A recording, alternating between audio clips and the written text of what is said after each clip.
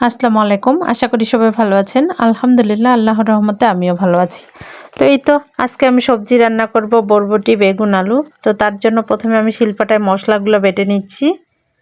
তো আমার একটা বড় মাছ নিয়ে আসছে, তো আমি মাছটা রান্না করব, সঙ্গে এই সবজিটা রান্না করব। তার জন্য প্রথমে আমি জিরা রসুন বেটে নিলাম, এরপরে পেঁয়াজ বেটে নিচ্ছি। তো আমি আজকে সব রান্নাগুলো টাটকা মশলা বেটে রান্না করব। তো এই যে আমি সবজিগুলো সম্পূর্ণ ধুয়ে নিয়ে চলে আসলাম রান্না করার জন্য। আর এই তো প্রথমে কড়াইতে আলু দিলাম, তারপরে বরবটি দিলাম, বেগুন দিলাম, এরপরে টমেটো দিলাম, আর দিলাম পেঁয়াজ বাটা, জিরা রসুন বাটা, শুকনো মরিচের গুঁড়া, হলুদের গুঁড়া,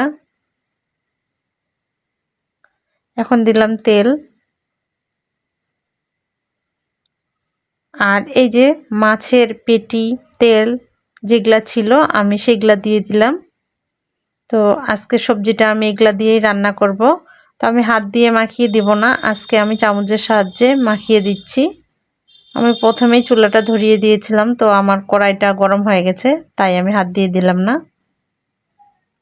তো আমার মাখা হয়ে গেছে, এখন আমি পানি দিয়ে দিলাম। আমি লবণ দিতে ভুলে গিয়েছিলাম, তো লবণটা আমি পরে দিলাম। এরপর আমি উপর থেকে কয়েকটা কাঁচামরিচ ছিটিয়ে দিলাম। আর এই তো আমার রান্নাটা প্রায় হয়ে আসছে। এই পর্যায়ে আমি ধনিয়া পাতা কুচি দিয়ে দিলাম। অপেক্ষা করব সম্পূর্ণ পানিটা টেনে যাওয়া পর্যন্ত।